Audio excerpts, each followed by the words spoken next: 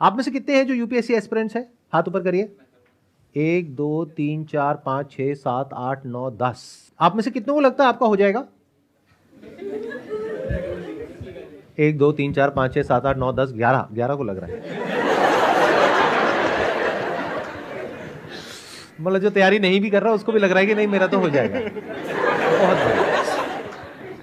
कोई है आप में से जो खुल के बात करना चाहेगा, मतलब जो भी कोचिंग में जहाँ से भी कर रहे हो? और अपनी प्रिपरेशन अभी से स्टार्ट कर रहा हूँ ग्रेजुएशन के अभी साथ। आप स्टार्ट कर रहे हो? यानी आपने ज्वाइन कर लिया है या अभी नहीं कर किया? लिया सर, ज्वाइन कर लिया, 8 मंथ हो चुके हैं। बहुत सारी चीज़ें हमें नई नई सीखने को मिलती हैं। अभी जैसे बाहर रह के हम टर्म सुनते हैं कुछ भी नया, वहाँ जाके हमें पता चलता है एक्चुअल में ये है क्या, जो उसके बारे में डिटेल में पढ़ते हैं जीएस में या उसमें, तो उसी के बारे में जानकारी और ज़्यादा हो जाती है। उस जानकारी का क्या करोगे आगे इन्फॉर्म काम आएगा ये तो आगे? एग्जाम कहाँ में। काम आएगा? मतलब कहीं जॉब करने जाओगे तो ये काम आएगी जानकारी? सर आएगा। If you are an aspirant for 4 years 5 years 6 years, उसके बाद में आप कहीं जॉब करने के लिए जाते हो और बोलते हो कि मेरे पास में जानकारी है, तो क्या जॉब मिल जाएगी आपको? वहाँ पर तो नहीं सर, बस ये सोशली और जो थोड़ा इंटेलेक्चुअल और मेंटली ये सब डेवलप्ड हो जाएगा। What is the use of this development? अगर वो क्रैक नहीं हुआ तो मैं आपको डिमोटिवेट नहीं कर रहा हूँ कहीं से भी, एक प्रॉब्लम को हम समझने की कोशिश कर रहे हैं। Are you guys interested? क्या इसको समझ कितने हैं? हाथ ऊपर करो। हाँ ठीक है, समझते हैं। तो अभी आप यूपीएससी की तैयारी कर रहे हो। जी सर। बेस्ट केस सिनेरियो क्या है कि आपका पहले अटेम्प्ट में ही हो जाता है। वर्स्ट केस सिनेरियो क्या है कि जितने भी अटेम्प्ट्स आपके पास में है आपने सारे दे दिए, उसके बाद भी नहीं हुआ, क्योंकि होने की पॉसिबिलिटी ऑलमोस्ट 0% है। ये आप भी जानते हो, मैं भी जानता हूं। मैं आपसे ना कुछ बेसिक से क्वेश्चंस पूछ रहा हूं, आपके ऊपर है आप उसका जवाब देना चाहते हो या नहीं चाहते हो। बट इस क्वेश्चनिंग से क्या होगा कि एटलीस्ट आपकी जो क्रिटिकल थिंकिंग है वो डेवलप होगी, not just information which is feeded in your brain जिसका आपको लग रहा है कि कोई यूज है। तो बेस्ट केस सिनेरियो ये है कि अगर आपका हो गया तो बहुत ही बढ़िया है, नहीं हुआ तो क्या प्लान है? अभी सर बैकअप को सोचा नहीं, अभी कॉन्फिडेंस है कि हो जाएगा सर। कॉन्फिडेंस है कि हो जाएगा? वो तो अभी यहाँ पे 10 लोग तैयारी कर रहे हैं यूपीएससी की, उनमें से 11 को कॉन्फिडेंस है कि उनका हो जाएगा। सर अटेम्प्ट हुआ नहीं, लेकिन अंदर से अभी तो आ रहा है कि हो जाएगा। आप मुझे ये बताओ कि ये आपने किया क्यों, ज्वाइन क्यों किया है? लोगों के लिए काम, मतलब वेलफेयर का भी काम कर सकते हैं, जो लोगों को ज़रूरत है। जैसे मेट्रो स्टेशन पे देखो तो देखता हूँ मैं, अभी जैसे जाता हूँ कोचिंग रास्ते में, कि लोग भीख वगैरह, यहाँ पे बैगिंग का काम बहुत ज़्यादा है दिल्ली में, इतना मेरे यहाँ वहाँ नहीं होता है। तो यहाँ के लगता है बोले इसका भी कुछ सोल्यूशन होना चाहिए। ये गलतफहमी हमारे माइंड में कहां से आ गई है कि हम कुछ भलाई करना चाहते हैं तो उसका ये रास्ता है? मुझे ये बताओ कि कौन सा ऐसा इंसान है जो भलाई नहीं कर रहा है? Give me one category of people who are doing something legal. Illegal की बात छोड़ देते हैं, ध्यान से सुनना मैंने क्या कहा। लीगली कोई इंसान कहीं पर जॉब कर रहा है, टैक्सेस पे कर रहा है जिसकी वजह से देश चल रहा है, कहीं पर काम कर रहा है जिसकी वजह से कोई कंपनी चल रही है, जिसकी वजह से आपकी लाइफ चल रही है। आज जो आप प्रोडक्ट्स और सर्विसेज यूज करते हो उसमें से कितनी है जो प्राइवेट कंपनीज बनाती हैं और कितनी है जो पब्लिक कंपनीज बनाती हैं? Majority of products and services that you are using, जिसके बेस पे आपकी लाइफ टिकी हुई है, वो प्राइवेट कंपनीज चलाती है। तो जो उस पूरे इंफ्रास्ट्रक्चर को संभाल रहे हैं, क्या वो पब्लिक वेलफेयर नहीं है? क्या एक डॉक्टर जो कहीं पर काम कर रहे हैं, चाहे प्राइवेट क्लिनिक है, चाहे किसी गवर्नमेंट हॉस्पिटल में है, चाहे प्राइवेट हॉस्पिटल में है, क्या वो पब्लिक वेलफेयर नहीं है? क्या उसके बिना हमारा देश चल जाएगा? तो ये गलतफहमी कहां से आ जाती है हमारे माइंड में कि अगर हमको पब्लिक वेलफेयर करना है तो उसका ये रास्ता है। और हम सच क्यों नहीं बोलते हैं, जो है वो क्यों नहीं बोलते हैं कि हमें पावर चाहिए, हमें सोसाइटी में एक स्टेटस चाहिए? हम ये कहानियां क्यों साथ में गढ़ने लग जाते हैं कि मुझे कुछ वेलफेयर करना है? अगर आपने ये क्रैक कर लिया, मान लो 2 4 5 साल बाद, और आपको मैं एज एन इंटरव्यूअर ये ऑप्शन देता हूं कि आपको जॉब तो मिलेगी लेकिन वो करने को नहीं मिलेगा जो आप करना चाहते हो, यानी कि क्या?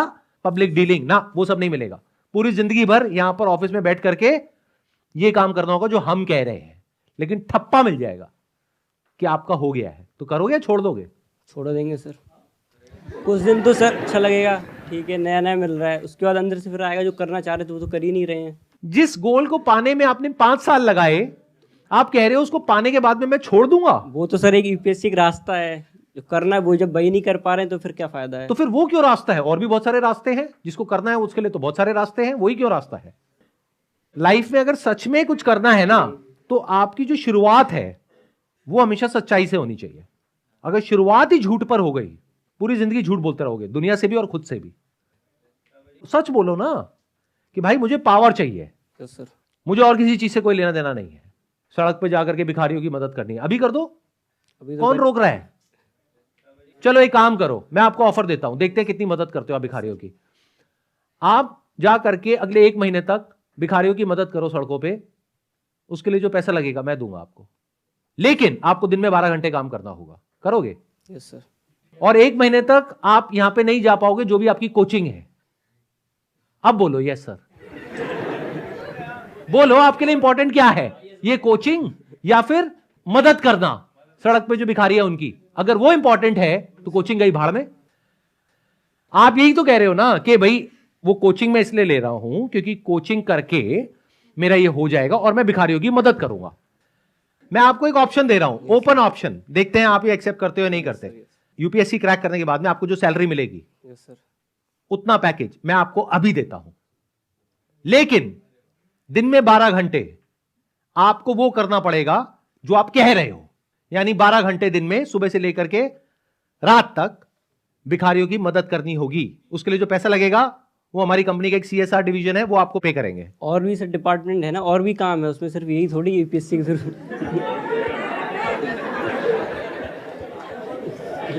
जैसे और कौन सा डिपार्टमेंट है? और भी एक मिनट सुनो सुनो सुनो। हाँ, और भी लोग हैं जरूरतमंद, जिन्हें ये जरूरी नहीं है भिखारी, और भी लोगों का है। नहीं, भिखारियों को आपकी जरूरत है या नहीं है? भिखारियों के लिए आपको उन्हें कुछ तो करना है, है नहीं करना उन्हें है? है सर, और भी है ना। देखो और भी तो फिर और तो बहुत कुछ है, सबका तो आप मदद कर भी नहीं सकते, एक जिंदगी कम पड़ जाएगी। एक जिंदगी में एक कैटेगरी को आपको चूज करना होगा जो आपके लिए सबसे इंपॉर्टेंट है, उसको जो आपको मदद करनी है वो मुझे बताओ किसको करनी है। और मैं आपको ये कह रहा हूं, ये कोचिंग वोचिंग छोड़ो, आपको जो करना है 5-10 साल बाद वो अभी करो और फ्रीली करो।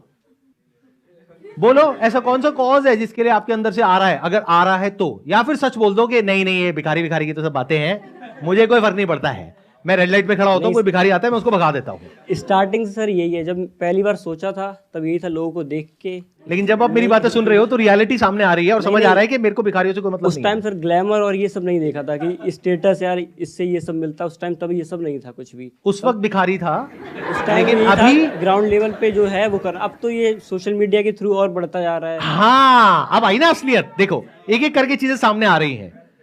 सोशल मीडिया पे आपको कुछ ऐसे लोग दिख रहे हैं जिनको देख करके आपके माइंड में एक इमेज बनी हुई है कि अगर मेरा ये हो गया तो मेरी भी ऐसी लाइफ होगी, और वो लाइफ कैसी है जो आपको दिखाई जा रही है, जो एक्चुअल में नहीं है, और वो दिखाना भी सही नहीं है। आप देख करके तालियां बजाते हो कि कितना अच्छा काम किया है इन्होंने, अच्छा नहीं है वो काम। वो बिल्कुल ऐसा है जैसे नायक मूवी में नहीं होता कि अभी की अभी इंसाफ, सीधा गाड़ी से उतरे, बढ़िया सा पीछे म्यूजिक लगा हुआ है स्लो मोशन में, हाँ भाई तू क्या कर रहा है, चल यहां से निकल। वो कह रहा है नहीं जी बाबूजी, नहीं जी, नहीं जी, नहीं जी। अब वो सोच लो, वो जो इंसान हाथ जोड़ रहा है, उसके पैर पड़ रहा है, वो आपका बाप है। अब ये सही है काम या गलत है? इंसाफ का ये तरीका नहीं है। एक इंसान की इज्जत होती है, और उसको सोशल मीडिया पे डालने की परमिशन दी किसने? अगर एक इंसान ने रेड लाइट जंप करी है या कोई क्राइम किया है तो उसको उसकी सजा दो ना। रेड लाइट जंप करने का चालान होता है 1000 रुपए, 2000 रुपए। वहां पर आकर के नायक क्यों बनना है, और बच्चों के माइंड में ऐसी इमेजेस क्यों क्रिएट करनी है कि दुनिया में कोई हमारे आगे कुछ नहीं बोल पाएगा और मैं जाकर के किसी के साथ भी कुछ भी कर दूंगा? ये सब वो जो कर रहे हैं ये सब गलत है। Can't you see that? कि भाई अगर आपने एक रेड लाइट जंप करी है तो इतनी पावर है उसके पास में, किसी भी ऑफिसर के पास में, कि वो आपका उतने का चालान काट सकता है जितना कि लॉ एंड ऑर्डर कहता है। बट उसमें ये नहीं लिखा हुआ है कि उस इंसान को आप सोशल मीडिया पे जलील करोगे लाखों करोड़ों लोगों के सामने। ये कहां लिखा हुआ है? क्या उस इंसान ने ये परमिशन दी उसको, अफसर को, क्या पब्लिकली जाकर के मुझे ह्यूमिलिएट कर सकते हो? और जनता ये नहीं समझ रही है कि वो पावर वो उस आदमी पे नहीं दिखा रहे हैं, वो आपके ऊपर दिखा रहे हैं, और आप खुश हो रहे हो कि बहुत अच्छा काम हो रहा है। मैं आप सबका एक बहुत बड़ा भ्रम तोड़ रहा हूं। अव्वल तो ऐसा होता नहीं है जैसा दिख रहा है सोशल मीडिया पे, और अगर कोई ऐसा कर भी रहा है तो वो करना इलीगल है। इस बात को अच्छे से समझ लो। ये जो कोचिंग वाले हैं जितने भी, वो आपके साथ ऐसी बातें नहीं करेंगे जैसी मैं कर रहा हूं। वो क्या बोलेंगे? ऐसी बातें करना छोड़ दो कि कितनी सीट्स है और कितनी नहीं है। तुझे तो एक ही सीट चाहिए ना।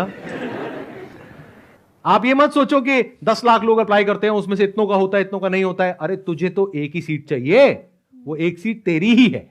सबको यही बोल रहे हैं। कोचिंग वालों को टॉपर्स चाहिए। अरे कोचिंग वालों को क्या चाहिए वो तो छोड़ ही दो, वो तो एक अलग ही गेम है, और बहुत इंटरेस्टिंग गेम है अगर वो आप समझ पाओ तो। वो अगर किसी में भी थोड़ा सा भी दिमाग होगा तो वो समझ जाएगा कि गेम क्या है और किस लेवल पे है।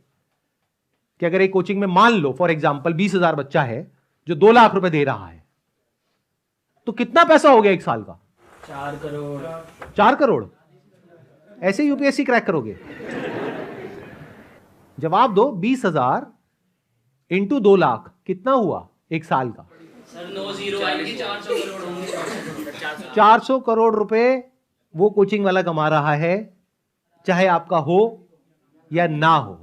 ज्वाइन करते वक्त आप में इतना भी दम नहीं है कि जा करके उस कोचिंग वाले से पूछो कि ये टॉपर्स को छोड़ो, जो आप मेरे को 2-4 नाम बता रहे हो जिनका आपके कोचिंग के थ्रू हुआ है, मुझे एग्जैक्ट नंबर दो कि पिछले साल कितने लोगों ने आपके यहां से किया, उसमें से कितनों का हुआ और कितनों का नहीं हुआ। तब एक परसेंटेज निकल के आपके सामने आएगी और तब एटलीस्ट आप ये कर पाओगे जो अगर आपको करना ही है, कसम खाली है कि नहीं मुझे तो करना ही है, तो आप थोड़ा तरीके से करोगे। ऐसे नहीं कि बस किसी को देखा और किसी के फेस वैल्यू पे जाकर के कोई भी कोचिंग ज्वाइन कर लिया। फॉर एग्जाम्पल किसी के यहां पे 1000 बच्चे हैं और 10 का हुआ, तो परसेंटेज में कितना आया? 1%। 1%। किसी के यहां पे 10,000 बच्चे हैं और 20 का हुआ, तो कितना परसेंट है? 0.2। 0.2%। तो कौन सी कोचिंग को आपको ज्वाइन करना चाहिए आइडली? 1%। जो छोटी है, जिसकी सक्सेस रेशियो बेटर है, बजाय कि ऐसी कोचिंग को जिसको नाम बहुत है लेकिन सक्सेस रेशियो बहुत कम है। सर रियलिटी तो कोई बताता नहीं है ना अपने बारे में। तो रियलिटी पता करो।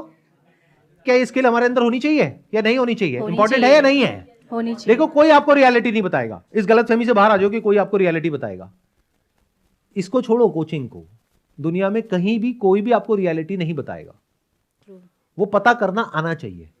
हाँ जी। आप उनसे बात कर सकते हो कि मेरे को रेफरेंसेस दो कुछ ऐसे लोगों के जिनका नहीं हुआ है। सही क्वेश्चन पूछना तो सीखो। हम जाकर के वहां पे क्या कहेंगे कि हमें रेफरेंस दो ऐसे किसी का जिसका हो गया है, क्या मैं उनसे बात कर सकता हूं आपकी कोचिंग को ज्वाइन करने से पहले? और वो पहले तैयार है इस क्वेश्चन के लिए। वो कहेंगे आगे एक और बेवकूफ, लो करो बात। और वो बंदे बात करने के लिए तैयार बैठे, अरे बहुत बढ़िया है जी, बहुत बढ़िया है। आप क्वेश्चन ही बेकार के पूछते हो, हमें पता ही नहीं कि इंफॉर्मेशन को निकालते कैसे है। उनसे जाकर के बोलो कि मुझे नहीं पता करना कि आपके यहां पे कितनों का हुआ है, क्योंकि मुझे नहीं पता कि उनका एक्चुअल में आपके यहां से हुआ भी है या नहीं हुआ है। I don't know that. हो सकता है कहीं और से हुआ है, सेल्फ स्टडी करके हुआ है और नाम आपका आ रहा है। तो मुझे बस 10 ऐसे लोगों का नंबर दे दो जिनका नहीं हुआ है। मतलब वहां पे जो बच्चे पढ़ रहे हैं, अगर बाहर आप जाकर के एक दिन के लिए जासूसी करो, वहां पे बाहर खड़े हो जाओ जहां पे पान की दुकान होगी, चाय की दुकान होगी, वहां पे जाकर के उन बच्चों से बात करो तो बहुत कुछ आपको समझ आ जाएगा। चाहो तो बहुत कुछ पता कर सकते हो, वो अलग बात है कि हम करते नहीं है। Yes. As simple as. Please have a seat. Thank you sir. Thank you so much for coming.